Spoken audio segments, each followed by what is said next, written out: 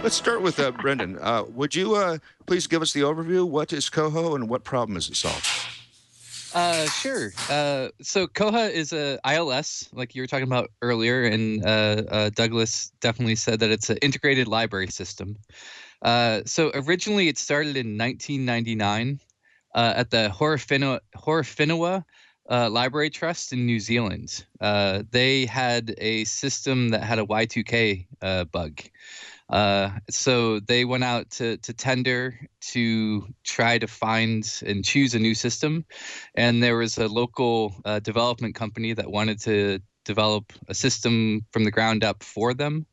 And both sides wanted to do it as an open source project.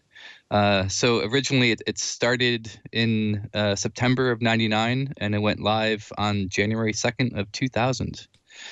And that's basically the beginning of it. I got involved in 2007. I was working for a library system with having a lot of difficulty having access to my data, and just I wasn't able to get to it. And I stumbled across this project and fell in love with it.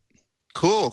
So tell us more about what an ILS is. I mean, I'm guessing it's something used by libraries or large libraries, maybe chains of libraries, to coordinate all the resources that are there and to tell you who's got what checked out and where things are loaned to. Exactly. So on a very rudimentary level, you could think of it as an inventory system. It's most developers, when they start to get into it, they would think of it as it's just a glorified database.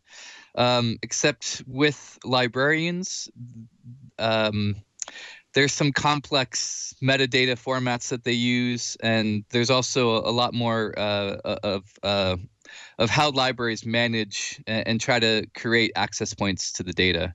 So what it is there's kind of two sides to it. There's a front end side that users would use to search the collections and access data, both for physical collection management for the library, and then also digital management of ebooks or audio files, etc. And then there's a back-end staff side, which the librarians use, and they use it to classify the data and to circulate it and be able to track it and get their materials back, and then also order it and do collection development. Cool. Nicole, let's go to you for a bit. How did you get involved with the project? I was working at a law library a long time ago, and I worked as a web developer there. And so my job was writing software for the librarians to use within the library. And when we had problems with the ILS we were using, they would come to me and ask me to try and fix the problems for them. And I always had to say no because it was a proprietary system.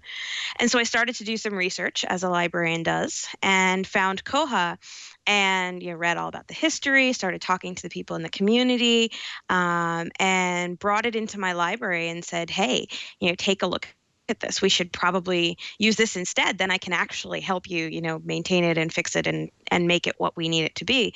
And the response was, no, we're comfortable where we are. And I basically said, well, I'm not. And so I started to look for ways that I could participate in the community until I got a paying gig working in the community. Okay. Hey, I just realized I was probably pronouncing it coho the entire time, for which I apologize. I don't know. Coho is a kind of fish, and I was thinking, okay, what is koha? Is it an abbreviation? Oh. No, it is not. So koha is the Maori word for gift, but it's a special kind of gift, a gift that comes with expectations. And so with koha, the expectation is that you will contribute back in some way. So you can take this gift from the Horowhenua Library Trust and you can use it in your library.